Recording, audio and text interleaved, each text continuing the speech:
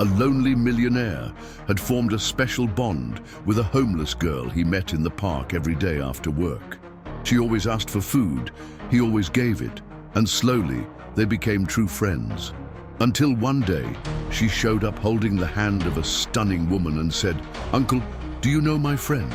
When he looked at the woman's face, his heart stopped completely. She was identical to his first love from adolescence. What happens next is unbelievable. The afternoon sun spilled like melted honey across the glass and steel skyscrapers, painting the asphalt with golden reflections that did nothing to warm Lena's heart. At 7 years old, she knew the city not by its manicured parks or luxury boutiques, but by the relentless cold of its sidewalks and the empty echo in her stomach.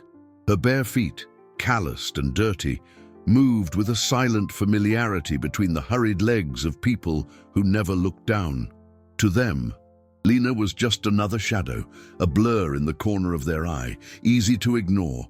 Her hair, tangled like an abandoned nest, fell over a small, thin face, where two large brown eyes observed everything with an intensity that betrayed her tender age. She didn't beg, didn't cry, she just searched. Her daily routine was a bitter treasure hunt, sifting through the elegant trash cans of the financial district, hoping to find a half-eaten sandwich or a piece of fruit that hadn't yet given in to decay. That day, the smell of fresh bread from a nearby bakery was a sweet torture. Lena closed her eyes for a moment, imagining the warmth of the dough in her hands, the soft taste melting in her mouth. It was in this brief moment of fantasy that the sound ripped through the air. It wasn't the familiar noise of horns or sirens. It was a sharp, childish scream, laced with a pure terror that made Lena's heart pound in her fragile chest. She snapped her eyes open, hunger forgotten, replaced by an instinctive alert. The scream came again, more desperate, from a narrow, dark alley squeezed between an imposing bank and a high-rise office building. Curiosity and a protective impulse she didn't understand herself made her run in that direction. At the entrance to the alley, the scene froze her. A small boy, maybe a year younger than her, was struggling in the arms of two tall, sternly dressed men. The boy was Lena's antithesis, perfectly combed blonde hair, shiny leather shoes, and clothes that looked like they cost more than she had ever seen in her life. But the fear on his face was universal. Tears streamed down his rosy cheeks as he was dragged toward a dark van parked at the back of the alley, its doors open like a hungry mouth. "Let me go, Daddy!" he yelled, his voice muffled by one of the men's hands. Something inside Lena broke. The injustice of the scene, the boy's vulnerability, ignited a fierce flame within her. She looked around, frantic. Her eyes landed on a broken wooden crate leaning against the wall. Without a second of hesitation, she grabbed a piece of splintered plank, the rough wood digging into her palm. With a strength that seemed to come from some deep, unknown place, she ran into the alley. "Leave him alone!" Her voice came out surprisingly loud and firm, echoing off the brick walls. The sound caught the attention of a few pedestrians on the busy sidewalk. Heads began to turn. The two men, startled by the sudden appearance of this furious little figure, glanced at her and then at the street, where a small crowd of onlookers was starting to form.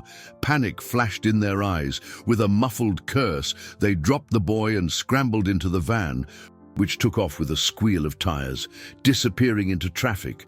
It all happened in seconds. The boy fell to the ground, sobbing. People rushed to help him, forming a protective circle. Lena, the piece of wood still in her hand, was pushed aside in the confusion, becoming invisible again. As the commotion grew and someone recognized the boy as the son of the famous businessman Arthur Sterling, Lena retreated into the shadows at the alley's entrance. That's when she saw her.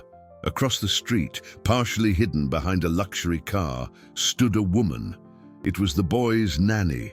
Lena recognized her from magazine photos she sometimes found in the trash, but her face showed no relief or panic. There was only a cold, calculating expression as she watched the scene unfold. an icy void that didn't match the desperate chaos of the moment. The echo of distant sirens was Lena's cue to vanish. Like smoke, she dissolved into the crowd. The piece of wood abandoned in the gutter, her one act of heroism forgotten before it was even noticed. Her heart was still hammering against her ribs, a mix of fear and a strange, new sense of power. She didn't think about the danger. She only thought of the boy's terrified face. And the other face, the nanny's, which now overshadowed everything. That empty, calculating gaze haunted her, a piece that didn't fit the puzzle. Why would someone who was supposed to protect a child watch such a scene with so much coldness? The question swirled in her mind as she slipped through familiar side streets, heading back to the only place she called home, a small space behind the noisy exhaust fans of a fancy restaurant.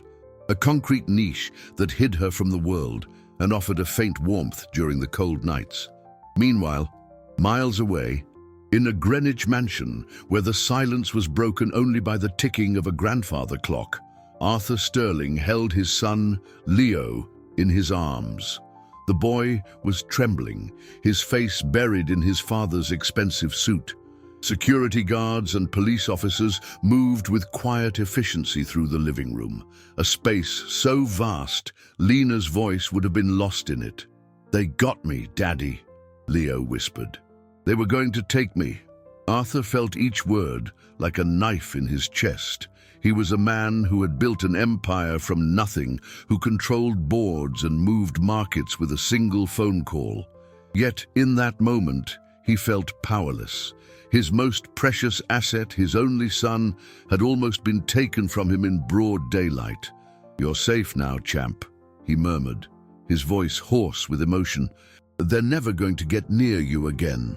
The official narrative formed quickly, a kidnapping attempt foiled by the attention of bystanders, and the disappearance of the nanny, the young and seemingly dedicated Clara, whom the police now treated as a second victim, possibly taken by the criminals.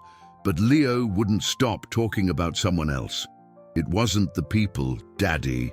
It was the girl," he insisted, lifting his tear-stained face. "A brave girl. She yelled at them and she had a piece of wood." The adults exchanged looks of pitying understanding. A police officer knelt beside the sofa.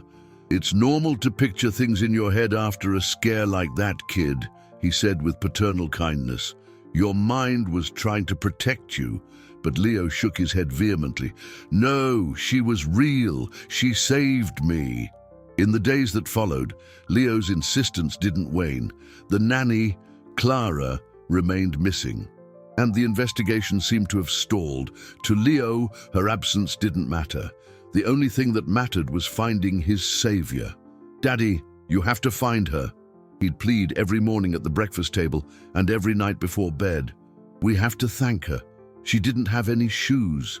The image of a barefoot girl defending his son burrowed into Arthur's heart. Initially, he had dismissed the story as his son's coping mechanism, but the consistency, the vivid details with which Leo described the girl's large, serious eyes began to erode his skepticism. Maybe it wasn't imagination. Maybe, in the midst of the chaos, a small, anonymous hero had actually existed. On the third night, sitting in his lavish home office, surrounded by stock charts and financial reports that suddenly seemed trivial, Arthur looked at a photo of a smiling Leo. His son's laughter was the center of his universe. And that laughter had almost been silenced. The debt he felt was immense, not just to luck, but maybe, just maybe, to a nameless girl. He picked up the intercom. "Grant, come to my office," he said, his voice firm, the decision made. Grant, his head of security, a man whose failure was consuming him, entered silently. "Sir?" Arthur turned, his eyes locking with the security chief's. "My son won't stop talking about a girl, a street kid who saved him. I want you to find her. Use every resource necessary. I don't care if it sounds impossible. Find her." The search began like looking for a needle in a haystack. Grant mobilized teams, canvassing shelters, contacting social workers, and showing a rough sketch drawn from Leo's passionate description to street vendors and beat cops. The city, which had once seemed like a controllable domain to Arthur Sterling, revealed itself to be a labyrinth of invisible lives. A parallel universe where children like the brave girl survived in the cracks. For Lena, life had returned to its usual rhythm of hunger and invisibility. The memory of the alley was a constant hum in her mind, but she pushed it down, an act of bravery too dangerous to revisit. She didn't know she was being sought. She saw the men in dark suits talking to people on the streets, but her survival-honed intuition told her to keep her distance. They belonged to the world the boy came from, a world that had no room for her. 4 days passed. Arthur's frustration grew with each of Grant's negative reports. Leo, on the other hand, maintained an unshakable faith. He described the girl to the new nanny, a middle-aged woman with a kind smile and watchful eyes, and to the household staff, who listened with patience and a dose of disbelief. It was then that one of the cooks, a woman named Hazel, who had worked for the family for decades, had an idea. "Mr. Sterling," she said, approaching him hesitantly as he had his morning coffee. The boy said he saw her near the financial district. "There's a restaurant there, La Vela, very high-end. They say the owner sometimes lets the street kids take leftovers at the end of the night. Maybe she's around there." The suggestion was simple, almost naive, but it was the first concrete lead they had. That same evening, Grant, swapping his suit for plain clothes, went to the location. He waited patiently in his car, watching the restaurant's back alley. Near midnight, the kitchen door opened, and a cook left 2 cardboard boxes on the loading dock. Minutes later, a small figure emerged from the shadows. It was her. The tangled hair, the thin face, the wary way she moved. It was the girl from the sketch. Grant felt a wave of relief. He got out of the car slowly, so as not to scare her. "Hello," he said, in the softest voice he could manage. Lena tensed, ready to bolt, her eyes fixed on the man, assessing the threat. "Don't be scared. I'm not going to hurt you. I just want to talk." He kept his distance, his hands visible. "My name is Grant. I work for the father of the boy you helped the other day. His name is Leo." The boy's name made her pause. The memory of his frightened eyes came rushing back. "He hasn't stopped talking about you," Grant continued. "He and his father, Mr. Sterling, they really want to thank you." Lena remained silent, her heart pounding. Trust was a luxury she couldn't afford. "They want to meet you, just to say thank you. No one's going to bother you." He saw the hesitation in her eyes, a battle between fear and curiosity. "There will be food, lots of good food." The mention of food was what broke through her defenses. Hunger was a powerful counselor. She took a hesitant step out of the shadows, an almost imperceptible nod. The next day, a gleaming black car pulled up a discreet distance from her home. Lena got in, her bare feet sinking into the plush carpet, a sensation so foreign she curled her toes. The mansion was bigger than any building she'd ever seen up close. It looked like a castle from a storybook. Arthur and Leo were waiting for them at the door. The boy, upon seeing her, broke into a radiant smile and ran toward her, hugging her legs. "I knew you were real," he exclaimed. Lena stood rigidly, unsure how to react to such affectionate contact. Arthur approached, a man whose imposing presence seemed to fill the room. He knelt to get on her level, his eyes surprisingly gentle. "We owe you a debt we can never repay, thank you." During lunch, in a dining room with a table that seemed a mile long, Lena ate in silence, amazed at the quantity and variety of food. While Arthur and Leo talked, she watched. Her sharp eyes scanned the room, the faces of the staff who came and went. That's when she saw him, the gardener. He came inside to clear an empty tray, and for an instant his eyes met those of a passing butler. It was a quick, almost imperceptible glance, but it held an understanding, a complicity that sent a shiver down Lena's spine. She remembered seeing him on the day of the incident, pruning the rose bushes across the street, exactly where the dark van had been. The intuition that had kept her alive on the street screamed a silent warning. Something was wrong, very wrong. And the coldness she'd seen on the nanny's face, she now felt it emanating from that exchanged look in the quiet opulence of this house. Lena's visit to the mansion should have been a one-time event, a gesture of gratitude to close the chapter on the alley incident. However, Leo's insistence turned what was meant to be a single lunch into a recurring invitation.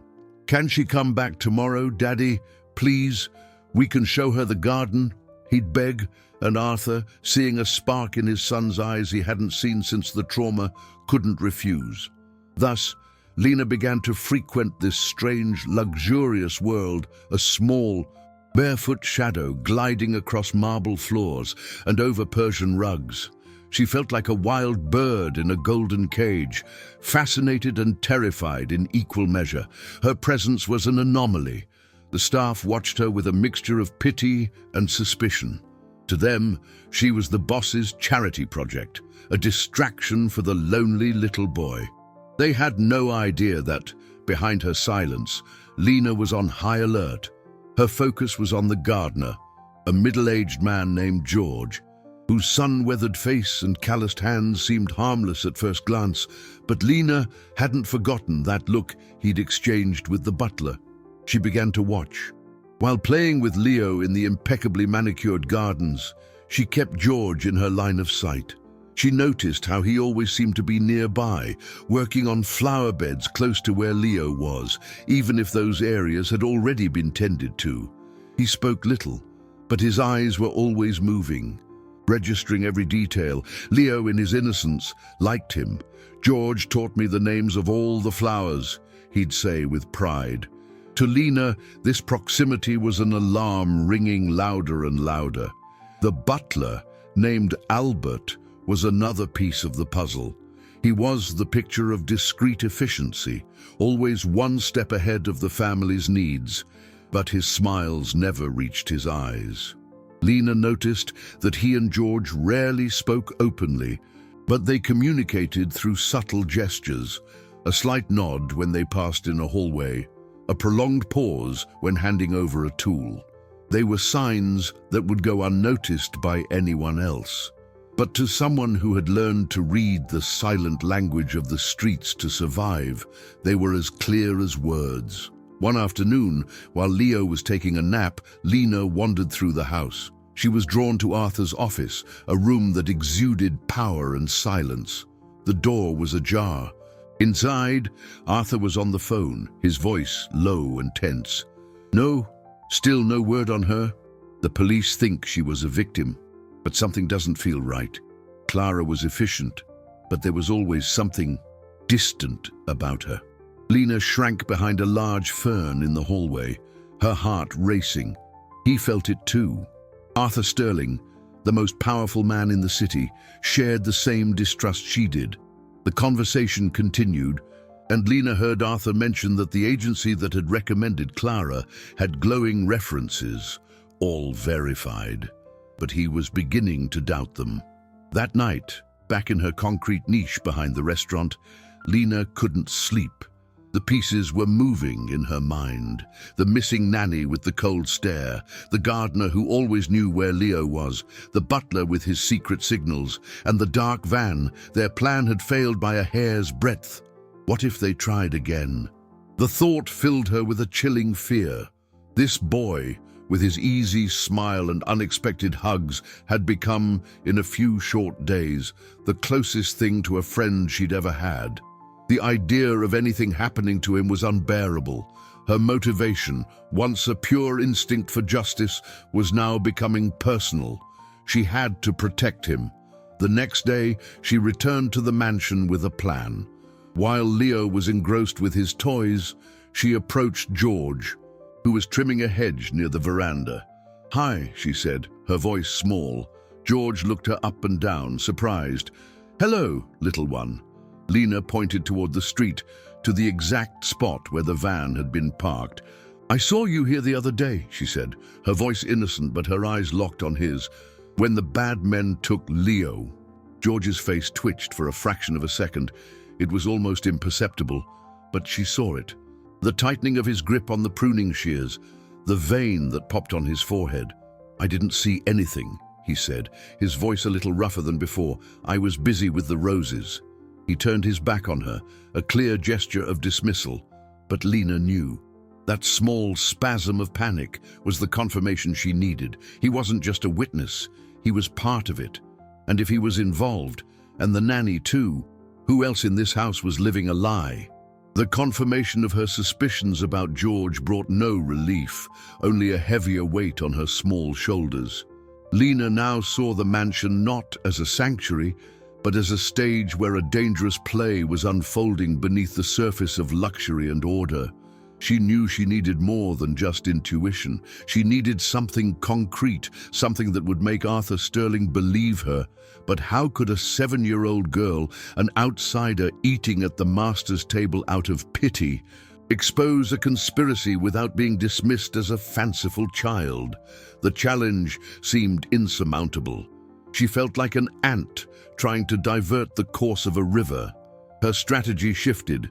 Instead of confronting, she became an even more silent observer.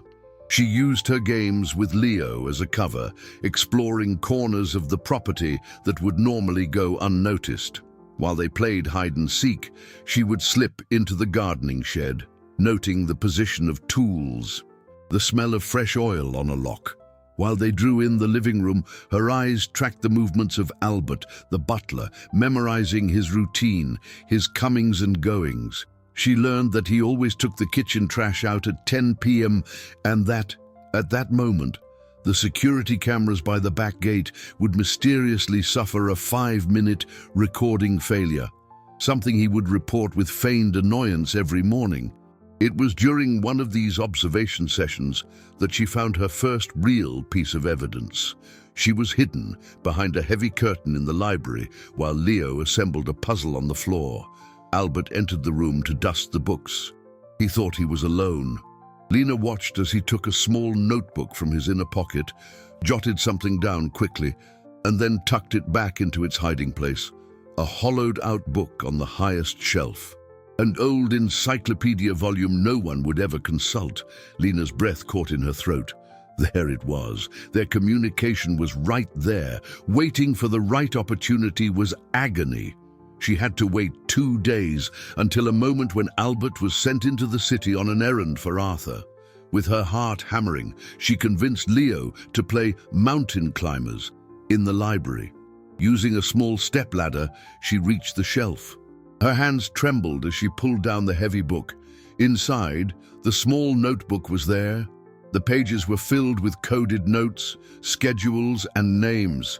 She couldn't understand most of it, but she recognized keywords: South Garden, Back Gate, Charity Gala, and the name Clara appeared several times next to sums of money. It was proof that the nanny was not a victim, but a paid accomplice. The most shocking discovery, however, was the identification of a third conspirator. Next to a future date, it was written, "Package delivery. Sophia confirms access." Sophia was the head housekeeper, a stern, efficient woman who had only been with the family for 6 months, but had already earned Arthur's complete trust. A chill ran down Lena's spine. The network was larger and deeper than she had imagined. These were people in positions of trust, moving freely through the house, with unrestricted access to Leo.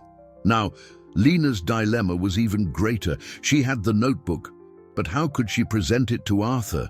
If she simply said she found it, Albert would know he'd been discovered and would deny everything.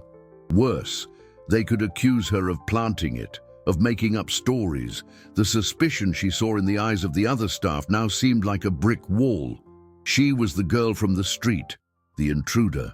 Who would believe her over 3 seemingly loyal employees? That evening, as she returned the notebook to its hiding place, she heard voices coming from the garden. It was George and Sophia, talking in tense whispers near the shed. Lena hid behind a bush, the scent of damp earth filling her nostrils. He's starting to ask questions about Clara's references, Sophia said, her voice a low hiss. And that girl, she watches too much. She makes me nervous. George grumbled something about her being just a child. Don't underestimate anyone, Sophia retorted. We need to speed things up. The charity gala is our best chance. With so many people here, the confusion will be the perfect cover, and this time there can be no mistakes. Lena's blood ran cold. They hadn't given up. They were planning another attempt, and it would be soon. The conversation overheard in the dark garden ignited a desperate panic in Lena. The charity gala, which she had heard mentioned as a grand and happy event, now transformed in her mind into a ticking clock, a countdown to disaster. She had the information, the knowledge of the imminent danger, but she was trapped in a web of silence and powerlessness. Every smile from Leo, every moment of play was now tinged with the urgency of her secret mission. He was living his days in a bubble of innocence, while wolves circled within his own home, disguised as protectors. The weight of that truth was crushing for a child who could barely carry her own thin frame. Lena knew she had to act, but the fear of not being believed paralyzed her. Sophia's words echoed in her mind. That girl, she watches too much. They saw her as a threat. That meant they were paying attention to her, waiting for a false move. If she went to Arthur with such serious accusations, they would be ready to defend themselves, to turn the story against her. They needed a way to discredit her, to remove her from the equation before she could expose the truth. And the perfect opportunity for them arose in a cruel and calculated way. 2 days later, Arthur's wife, Helena, who was traveling, called to speak with her husband. During the conversation, she mentioned a pair of diamond earrings she had left in her jewelry box, asking Arthur to take them to a jeweler for cleaning before her return. They were pieces of great sentimental value, an anniversary gift. Arthur, distracted with work, asked Sophia, the housekeeper, to take care of it. An hour later, Sophia came up to Arthur's office, her face a mask of controlled panic. Mr. Sterling, the earrings, they're not there. A quiet chaos settled over the mansion.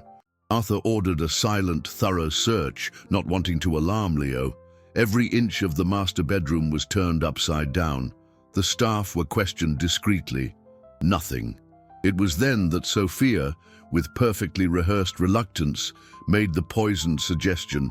Sir, I wouldn't want to accuse anyone, but the only new person in the house, the only one who has been moving about freely without constant supervision, is the girl, Lena. The seed of doubt was planted. Arthur initially dismissed it. That's ridiculous, Sophia. She's a child. But the housekeeper insisted, with cold logic. A child who lives on the streets, sir. She doesn't know our ways. Perhaps it was just curiosity, an impulse. She might not even know the value of what she took. The search then turned to the unthinkable. Grant, the head of security, his face tight with discomfort, was given the task. He found Lena in the garden, building a small fort of twigs with Leo. He called her inside to a small guest room where she sometimes kept the few treasures she found. A pretty stone, a bird's feather, a drawing Leo had made for her. With a gentleness that made the situation even more painful, he asked to look through her things. Lena, confused and scared, consented. And there, wrapped in a piece of cloth at the bottom of her small cardboard box, were the diamond earrings, sparkling accusingly in the afternoon light. Lena's world collapsed. She looked at the earrings, then at Grant's face, and saw the disappointment and confirmation in his eyes. I didn't do it, she whispered, her voice failing. I've never seen those before. But the evidence was irrefutable. Sophia and Albert were called as witnesses. Their faces displayed a feigned sadness. The trap had closed perfectly. Arthur was informed. The news hit him like a physical blow. He entered the room where Lena sat, small and huddled in a chair, looking even smaller than she was. He looked at her, pain and confusion warring on his face. He wanted to believe her. The girl who had saved his son couldn't be a thief, but the facts were there, concrete and shining. "Lena, why did you do it?" he asked, his voice heavier than she had ever heard it. "I didn't," she cried. The tears finally streaming down her face. They put them there. "It's Sophia and George and Albert. They're the bad ones." But her words sounded like the desperate pleas of a guilty child, wild accusations to deflect blame. The decision was the hardest Arthur had ever made. He couldn't turn her over to the police, but he couldn't ignore what had happened either. Torn between gratitude and apparent betrayal, he did the only thing that seemed reasonable. "And I think it's best if you leave, Lena," he said, his voice low, his gaze averted. "You can't stay here anymore." The words struck her with the force of a physical blow. Expelled, discredited, alone again. As Grant led her out of the imposing gates, she looked back and saw, in an upstairs window, Sophia's face watching her go. And on the housekeeper's face, for the first time, was a smile of victory, cold and sharp as glass.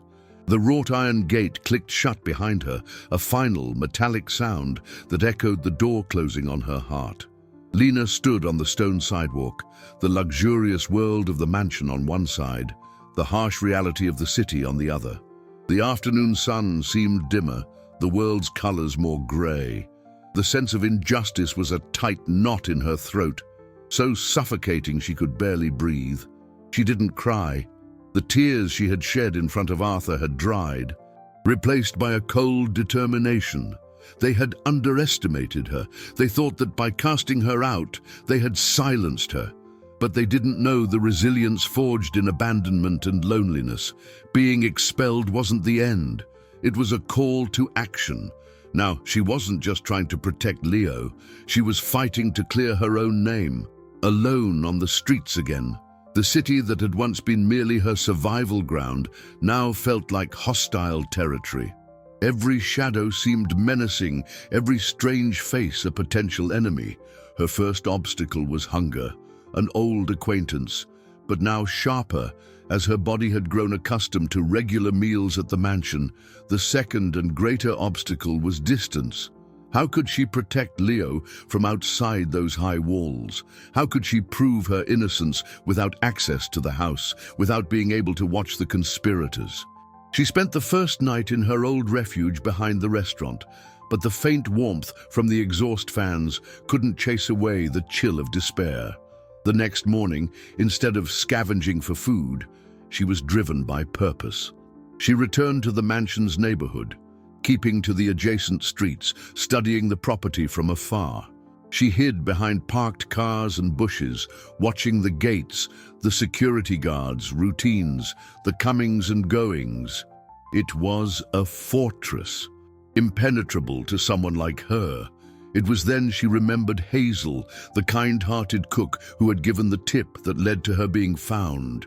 Maybe there were others like her in the house, staff who had been there long enough to feel that something was wrong.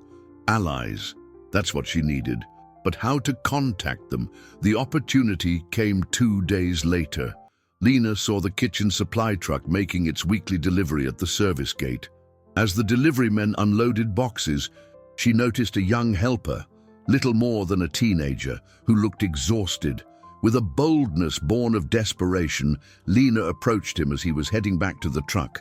"Excuse me," she said, "can you give something to Hazel? It's important." The young man looked at her, surprised, but the seriousness in the little girl's eyes convinced him. Lena handed him a small, smooth stone, one she always carried in her pocket for luck. Tell her the girl with the dirty shoes sent this, and tell her the thorns are hidden among the prettiest roses." It was a coded message, a gamble on Hazel's intelligence and loyalty. Hazel received the stone and the message. She immediately understood the riddle. The prettiest roses were the pride of George's garden. The hidden thorns were the danger lurking there. The girl with the dirty shoes was Lena, the cook, who had served the Sterling family since before Leo was born, had felt her heart ache when she heard about the theft accusation. It didn't seem right. The girl who had saved little Leo didn't seem to have a bad bone in her body. Lena's cryptic message confirmed her suspicions.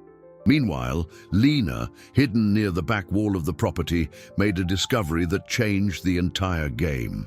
It was late at night, and she was about to give up and find a place to sleep when she saw a figure approach the wall. It was George, the gardener. He looked around to make sure no one was watching, then removed a loose brick from the base of the wall. From inside the hole, he pulled out a small burner phone. Lena held her breath, her body pressed against a thorny bush. George dialed a number. "Yeah, it's me," he said, his voice low. "Everything's set for the party." "Yeah, the girl's out of the way." "No, he doesn't suspect a thing. Thinks we're all loyal. The plan to frame him afterward will work perfectly. When we get the kid, the police will get the anonymous tip about his accounts. With his reputation destroyed, he'll lose everything." Lena's blood turned to ice in her veins. It wasn't just about Leo.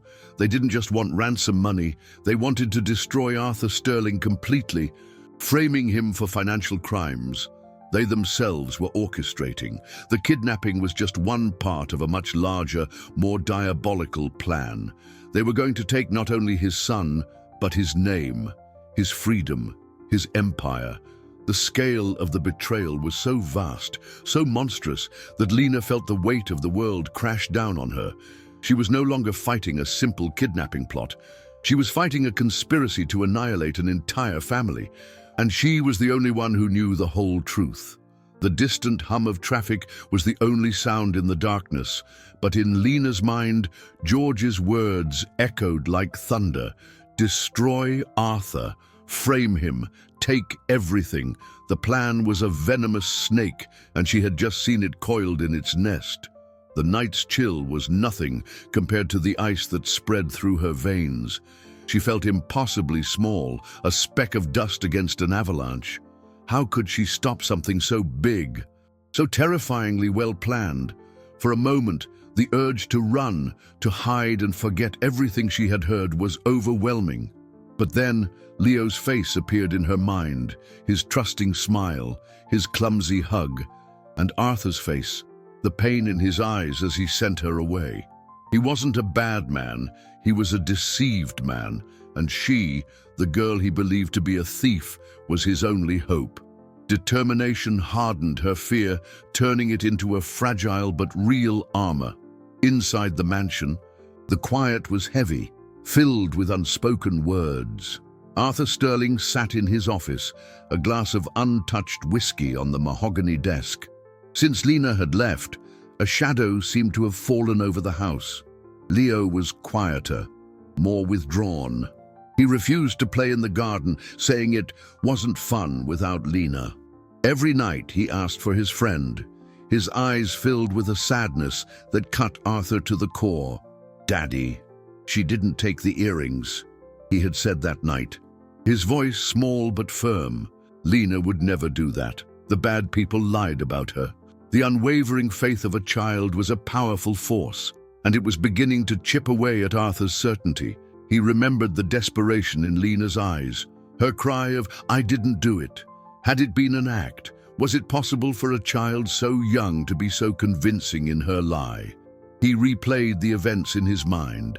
Clara's disappearance, the kidnapping attempt, Lena's appearance, the theft of the earrings. It felt too neat.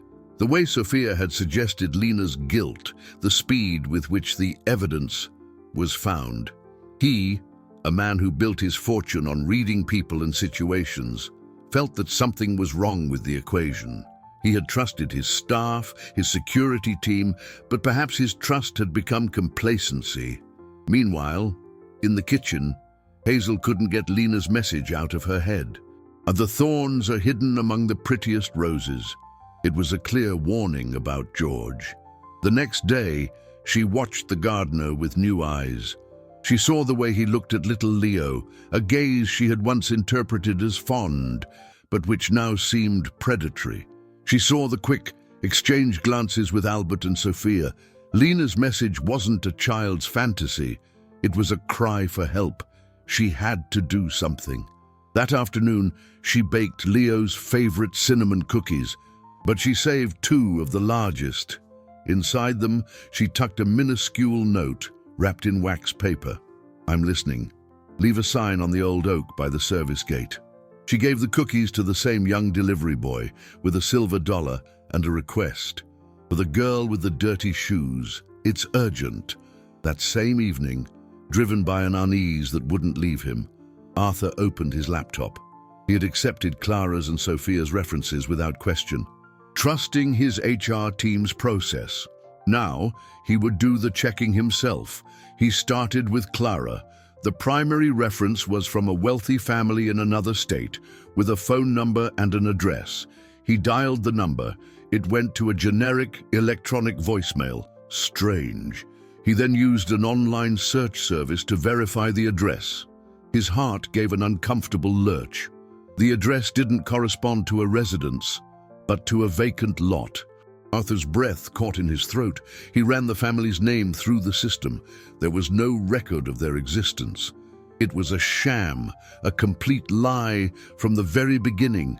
The nanny he had trusted with his son had been an imposter. And if she had lied, who else was lying? The image of Lena, her eyes full of tears, accusing the others, came back with overwhelming force. My God, he thought. What if she was telling the truth all along? The discovery of Clara's fake references was like a crack in a dam, and the cold waters of doubt began to pour through, flooding the blind trust Arthur had placed in his staff. He stayed up all night, the glow of the computer screen casting a ghostly light on his tense face. If the nanny was a fraud, who was Sophia? He investigated the housekeeper's references with a feverish urgency. The story repeated itself. Names that led nowhere, addresses that proved to be non-existent. 2 key members of his household, women he had entrusted with his son's well-being, were ghosts, their identities fabricated for the sole purpose of infiltrating his life. The realization hit him with the force of a punch. He hadn't just been careless, he had been a fool, and his error in judgment had put his son in mortal danger. At the same time, in a dark alley a few blocks from the mansion, Lena found the cookies left by the delivery boy. When she felt the note inside, her heart beat faster. Someone believed her, an ally. Hope, as fragile as a butterfly's wing, began to flutter inside her. The next morning, before dawn, she went to the old oak tree near the service gate. With a piece of charcoal she had found, she drew a simple symbol on the trunk, an eye. It was the only way she knew to say, "I'm watching." Below it, she drew a brick and a telephone, a desperate attempt to communicate what she had seen. Inside the mansion, the day began with an almost palpable tension. Arthur acted normally on the surface, but his now open eyes saw everything differently. He watched the interactions between Sophia, Albert, and George, and the silent communication that Lena had noticed now seemed obvious and sinister. They were a cohesive unit, moving with a hidden purpose right under his nose. The gratitude he felt for Lena was now mixed with an overwhelming guilt. He had cast her out, accused her unjustly, leaving her to face the world alone while the real villains slept under his roof.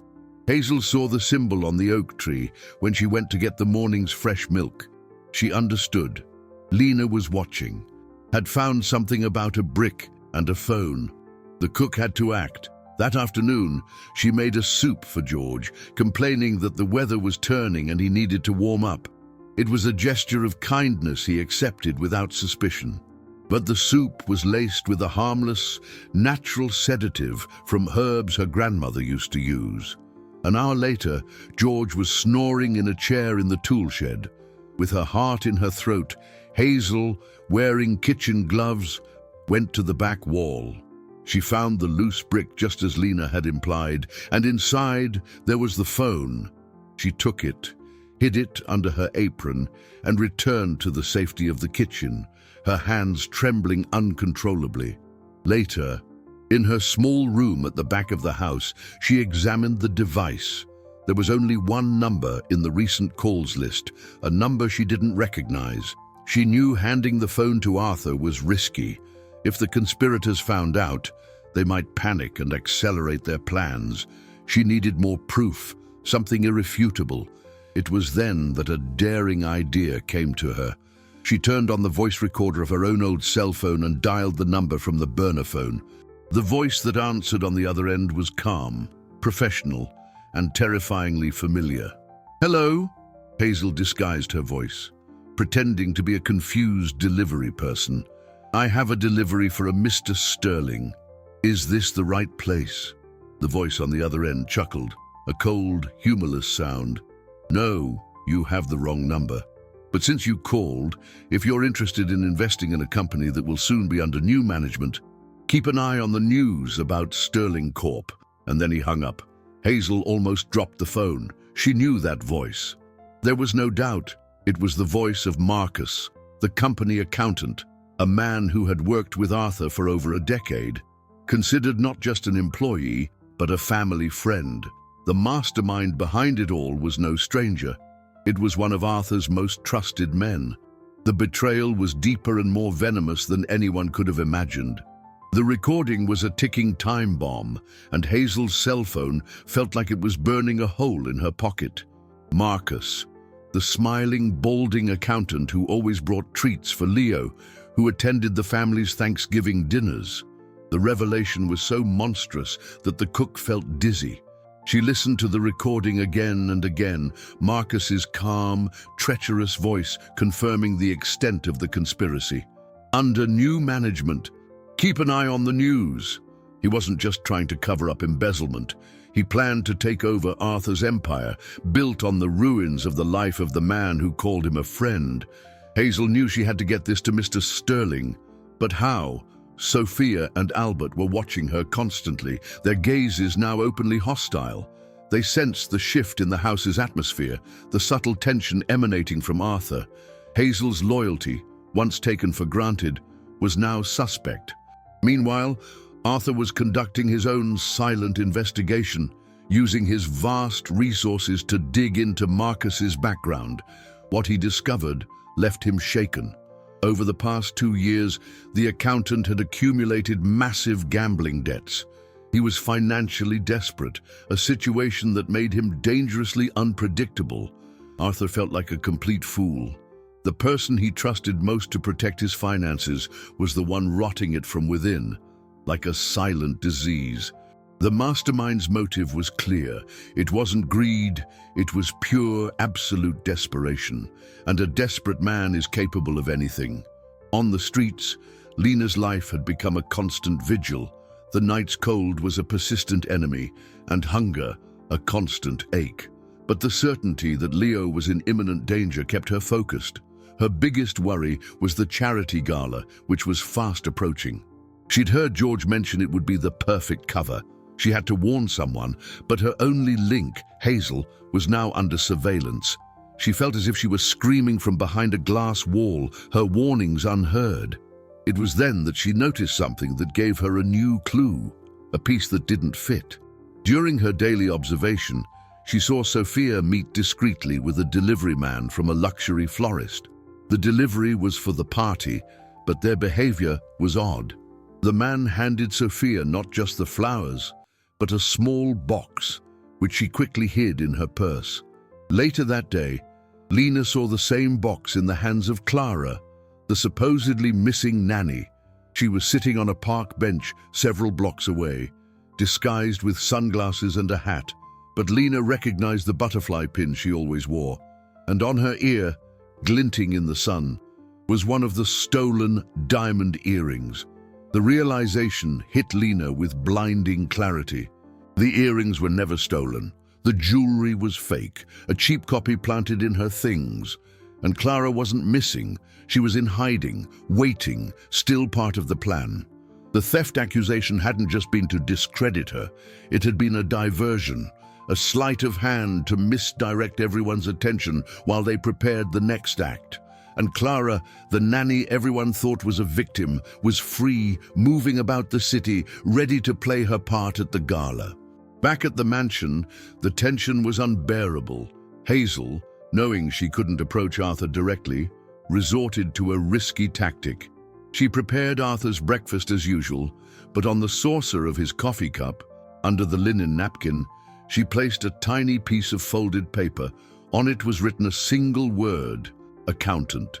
It was a dangerous gamble. If Albert or Sophia saw it, she would be finished. But luck was on her side. Arthur picked up the cup, and the note was visible for a split second. His eyes widened slightly. He glanced at Hazel, who had her back to him, wiping down the counter. A silent understanding passed between them. He discreetly palmed the paper and put it in his pocket. That evening, Arthur's confirmation of Marcus's betrayal and Hazel's note merged into one terrible certainty. He finally had all the pieces: the imposter nanny, the accomplice housekeeper and gardener, and the trusted friend as the puppet master. And at the center of it all, the one person who had seen the truth from the beginning, a brave, perceptive street girl whom he had hurt and discarded. A profound guilt consumed him, but there was no time for regret. There was only time to act. The charity gala was in 2 days. The stage was set for his family's destruction, and he needed to turn the tables before the curtain rose. He picked up the phone and called Grant. "Assemble the team. We have a new plan, and the first thing you're going to do is find Lena. Bring her to me, now." Arthur's command was like an electric shock to Grant. Finding Lena was no longer an act of gratitude.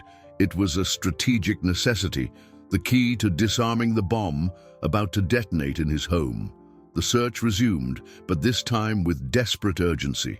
Security teams in unmarked cars fanned out across the city, combing streets, alleys, and shelters, showing Lena's photo not as a suspect, but as a vital witness. Arthur, holed up in his office, coordinated everything, feeling time slip through his fingers. With every hour that passed without news of her, the image of the charity gala grew more sinister in his mind, a stage set not for philanthropy, but for his own ruin. He had judged her, condemned her, and exiled her, and now, ironically, his and his family's salvation depended entirely on her. Lena, however, didn't know she was being sought. To her, the world remained a place of loneliness and peril. The streets seemed darker, the city's noises more menacing, and every shadow seemed to hide a threat. The gala was the next day, and the inaction was eating away at her. She could no longer wait for a signal from Hazel. She could no longer fight from the outside. With a determination forged in adversity, she made a decision. She had to get back inside the fortress. Even if it meant walking straight into the trap, under the cloak of darkness, she approached the back wall near the old oak tree. The tree's lowest branch extended over the wall, a dangerous invitation. With her heart pounding, she began to climb. Her bare feet found purchase on the rough bark, her thin arms straining to pull her light body upward. For a moment, she slipped, a fall imminent, but the image of Leo's smile spurred her on. She made it, dropping silently onto the soft grass on the other side. She was hiding in the deep shadows of the garden that had once been her playground. She moved with the stealth of a wild animal. Her goal was to get close enough to the house to observe, to find a weakness. She crept toward the pool house, a dark and rarely used building at night. It was there she heard voices, muffled but clear. It was Sophia, Albert, and George, gathered on the back terrace under the dim light of a single sconce. And to Lena's horror, they were talking to someone on a cell phone speaker. The voice that came from the device was cold, controlled, and unmistakable. It was the voice of Marcus, the accountant. "The plan has changed slightly," Marcus's voice said. "A kidnapping would be too crude now, attract the wrong kind of attention. We have something better." Lena pressed her body against the cold wall of the pool house, barely daring to breathe. "During the height of the party," Marcus continued, "Albert, you will create a distraction in the kitchen. George, you will cut the power to the garden cameras for exactly 3 minutes. Sophia, your job is to lead the boy to the greenhouse out back, under the pretense of showing him a night-blooming flower. Leave him there and lock the door." "Just for a few minutes," Sophia interjected, "and then Then Marcus's voice was smooth, venomous. "We find the boy, frightened and alone.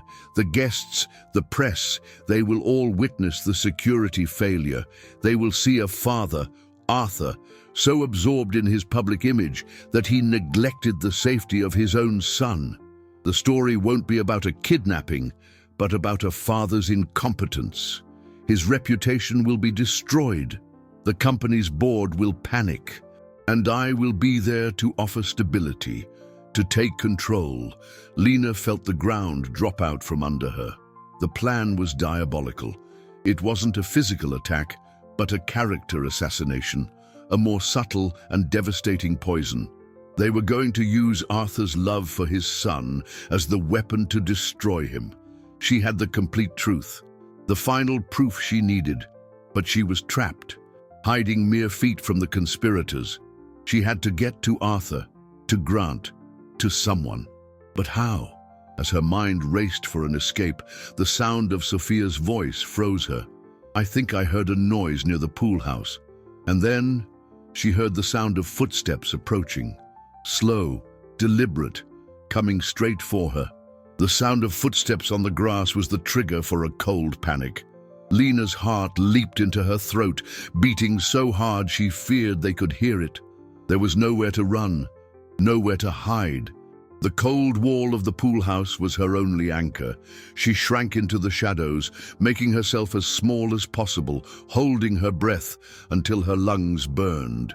The footsteps stopped just a few feet away. George's silhouette stood out against the dim light from the terrace, his eyes scanning the darkness where she was hidden. Every second stretched into a torturous eternity. She could feel his gaze sweeping the area, almost touching her. Then, to her immense relief, a stray cat darted from a nearby bush and shot across the lawn. "Just a cat," George grumbled, turning to go back to the terrace. Lena let out a shaky, silent breath. She had been inches from being discovered.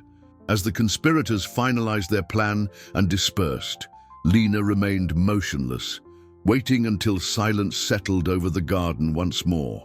The adrenaline was still pumping through her veins, but now it was mixed with a sharp clarity. She couldn't hide anymore.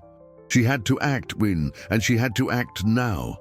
The party would begin in less than 24 hours. She looked at the mansion, lit and imposing, a fortress that housed both the friends she needed to save and the enemies who wanted to destroy her. Suddenly, a memory surfaced, a conversation with Leo. He had shown her a secret passage, an old service duct that connected the wine cellar in the basement to a small ventilation grate hidden behind a thick rosebush near the pool house. It was one of his favorite hiding spots, a secret he had never told anyone else. It was a huge risk, but it was her only chance. With the agility of someone who had spent a lifetime squeezing into tight spaces, she found the grate. It was rusted and stiff, but with a desperate effort, she managed to pry it open. The duct was dark, narrow, and smelled of dust and damp earth. Crawling in the pitch black, guided only by touch, she moved forward, the sound of her own breathing echoing in the confined space. Finally, she saw a sliver of light. It was the wine cellar. She pushed the interior grate open and dropped silently onto a cold stone floor. She was inside the house. Meanwhile, in the upstairs office, Arthur and Grant were at the peak of their own crisis. The search for Lena had yielded nothing. "She's vanished, Arthur," Grant said, frustration clear in his voice. "And it's like the city swallowed her whole." Arthur ran his hands through his hair, desperation beginning to set in. "We can't move without her. My suspicions aren't proof. If I confront Marcus or the others now, they'll just deny everything. We need her, Grant. We need her story." At that exact moment, a soft sound came from the hallway, a faint scratching at the office door. The two men looked at each other, tense. Grant moved his hand toward the gun hidden under his jacket. He opened the door slowly. No one was in the hall. But on the floor, in front of the door, lay a single, smooth, dark stone, the same kind of stone Lena always carried, and next to it Scratched into the hardwood floor with something sharp was the symbol of an eye. Arthur rushed into the hallway. "Lena," he whispered into the silence. Nothing. She had been here. She was in the house. But where? Suddenly, Arthur remembered. He remembered Leo telling him about his secret hideout, the magic passage that led to the cellar. A story he had dismissed as a child's fantasy. "The cellar!" he exclaimed to Grant. The two of them raced down the stairs, ignoring the curious glances of Albert, who was watching them from the entrance hall. In the dark, cool wine cellar, they found her. Lena was huddled behind a wine barrel, small, dirty and trembling, not from cold, but from exhaustion and fear. Upon seeing Arthur, her large eyes filled with tears. "They're going to hurt Leo," she whispered, her voice hoarse. "It's not about money. It's about you, the party, the greenhouse." Arthur knelt in front of her, his heart breaking at the sight of her courage and suffering. He had misjudged her so terribly. "I know, Lena, I know, and I am so sorry," he said, his voice thick with emotion. "But you're safe now, and you're going to help us stop them." He gathered her into his arms, and for the first time, Lena didn't stiffen. She clung to him, the exhaustion finally winning. It was then that Arthur realized his parallel investigation and Lena's lonely journey had converged. They were no longer working separately. In that moment, in that dusty wine cellar, they became a team. Together, the betrayed billionaire and the street girl he had scorned began to plot their counterattack. The charity gala would not be the stage for Arthur Sterling's ruin. It would be the stage where the truth, at last, would be revealed to all. The night of the charity gala arrived, cloaking the mansion in an aura of splendor and deception. Luxury cars glided up the driveway, depositing elegant guests onto a red carpet. Classical music floated through the air, mixing with the sound of laughter and the clinking of champagne glasses. To the guests, it was the pinnacle of the social season, a night of philanthropy hosted by one of the city's most respected men. To Arthur, Lena, and their small, trusted team, it was the battlefield. Every smile, every handshake was part of a carefully orchestrated performance. Lena, now clean and dressed in a simple dress Hazel had found for her, watched everything from a hidden security room seated next to Grant. On a monitor, multiple feeds from the security cameras showed the party unfolding. Her eyes, however, were locked on Sophia, Albert, and George, who moved among the guests with flawless efficiency, their true intentions masked by professionalism. At the center of it all, Arthur played the part of the perfect host, greeting everyone with a warm smile, while his eyes discreetly monitored the traitors' every move. At his side, Leo, wearing a miniature suit, held his hand, oblivious to the drama swirling around him. Their plan was simple, but required perfect timing. They weren't going to just have the conspirators arrested. Arthur wanted the truth exposed publicly in a way that would leave no doubt as to Marcus's betrayal. As the clock ticked closer to the appointed hour, the tension in the security room was almost physical. Lena pointed to one of the screens. "It's time," she whispered. Albert was heading toward the kitchen. Moments later, a fake fire alarm went off, creating a brief but effective wave of confusion. In the garden, the security camera lights flickered and died, just as George had promised. It was Sophia's cue. She approached Leo with a sweet smile. "Leo, honey, come with me. I want to show you something magical, a ghost orchid that only blooms at night." Leo, curious, let go of his father's hand and followed her toward the darkened gardens. Arthur gave an imperceptible signal to Grant through the earpiece he wore. "They're on the move." Lena watched the scene on an infrared camera, her heart pounding. She saw Sophia lead Leo to the greenhouse, open the door, and gently encourage him to go inside. As soon as he was in, Sophia shut the door, locking it from the outside. The conspirators' plan was in motion. But so was Arthur's counterplan. The moment Sophia turned to leave, Two discreetly placed security guards emerged from the shadows and apprehended her. Inside the greenhouse, instead of being alone and scared, Leo found Hazel waiting for him with a tablet and a bag of his favorite cookies. "It's just a game, my dear," she said calmly. Meanwhile, in the main ballroom, Arthur took to the stage. "Ladies and gentlemen, may I have your attention for a moment?" The music stopped. The guests turned. Arthur's expression was grave. "Tonight, we celebrate charity and trust. But today, I learned a hard lesson about just how fragile trust can be." Behind him, a large screen that had been displaying images of the charity lit up. The first image that appeared was the security footage from the alley showing the first kidnapping attempt. Then the image froze on Clara's cold face, watching from a distance. Next, the video showed George disabling the cameras and Sophia locking Leo in the greenhouse. A shocked murmur rippled through the crowd. Then Marcus's voice filled the hall, clear and unmistakable from the recording Hazel had made. "If you're interested in investing in a company that will soon be under new management," Marcus, who was standing in the middle of the crowd, went pale. His eyes widened in panic as he tried to back away, but security guards already surrounded him. "For more than a decade, I trusted this man," Arthur said, his voice firm, pointing at Marcus. "He planned not only to kidnap my son, but to destroy my life, all to cover his own failings."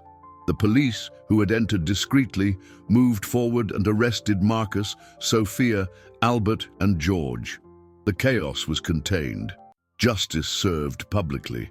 As the commotion died down, Arthur returned to the microphone. "But tonight is also about heroism. The true hero of this story is not me. It is a young girl who has nothing, yet gave me everything, my son's safety and the truth." He turned to the side of the stage. "Lena, please, come out here." Hesitantly, Lena stepped out from the shadows. Guided by Grant, the spotlight found her, and a hush fell over the room. Before hundreds of the city's wealthiest and most powerful people stood a small, thin girl in a simple dress, looking both terrified and incredibly strong. Arthur knelt in front of her, taking her hands. She faced dangers no one should ever have to face. She was discredited, cast out and shamed, but she never gave up. She taught me that a person's worth is not in their possessions, but in their courage and their loyalty. He looked out at the crowd, then back at Lena, his voice thick with emotion. "And that is why, tonight, I ask her to give me the honor of becoming part of our family. Lena, will you be my daughter?" The tears Lena had held back for so long finally came. She couldn't speak. She just nodded. A small movement that held the weight of a lifetime of loneliness finally being lifted. Amid the emotional applause of the crowd, she found what she had always been searching for, not just a house, but a home. The echoes of the party faded, leaving behind a silence that felt deeper and more peaceful than any quiet the mansion had ever known. The bright lights were extinguished, the music had ceased, and the guests were gone, taking with them the spectacle of justice and redemption. What remained in the grand ballroom was not glamour, but something infinitely more precious, a family, newly formed under the most unlikely of circumstances. Arthur, Leo, and Lena sat together on a large sofa, the exhaustion of the night weighing on them, but in a good, cleansing way. Leo, tired but beaming, had fallen asleep with his head in Lena's lap, one of his small hands holding tightly to hers, as if to make sure she wouldn't vanish by morning. For him, the world was perfect again. His hero and best friend was home to stay. Arthur watched them both, a raw, overwhelming emotion in his chest. He no longer saw a street girl and his son, he saw his children, together. With infinite care, Arthur lifted Leo into his arms and carried him to bed. He then returned to Lena, who was watching him with wide, expectant eyes, still not daring to believe this moment was real. "I have something to show you," he said. his voice soft. He led her up the silent stairs, not to a guest room, but to a room at the end of the hall, next to Leo's. He opened the door. The room wasn't grand or overly decorated. It was simple, warm, and clearly designed for her. The walls were a soft blue, like the sky just before dawn. There was a small desk with paper and colored pencils, a bookshelf filled with storybooks, and in the window, a small telescope pointed at the stars. On the bed, instead of a doll, sat a stuffed animal, a small grey wolf with eyes that seemed wise and protective. "This is your room, Lena," Arthur said, his voice thick. "Your home." Lena walked in slowly, touching the soft comforter, running her fingers over the smooth wood of the desk. Her eyes filled with tears again, but these were different. They were tears of relief, of a joy so profound it ached. She looked at Arthur, and in his face she saw not pity, but deep respect. "You are not a burden to us, Lena," he said, as if reading her mind. "You are a blessing. You saved us in more ways than you can even imagine. You made us whole." He knelt in front of her and took a small box from his pocket. Inside wasn't an extravagant jewel, but a simple silver locket, shaped like a heart. "Tomorrow, we'll take a picture, the three of us, and we'll put it inside here, so you always remember that you belong, that you are loved." Lena took the locket, the cool metal warming quickly in her hand. In that moment, the last trace of doubt, the nagging feeling of unworthiness, melted away. She was no longer the shadow on the sidewalk, the invisible girl the world had forgotten. She was Lena Sterling. She was brave. She was loved. She was finally home. Later, lying in her new bed, she looked out the window at the glittering city below. The same streets that had been her battlefield now just looked like a map of a completed journey.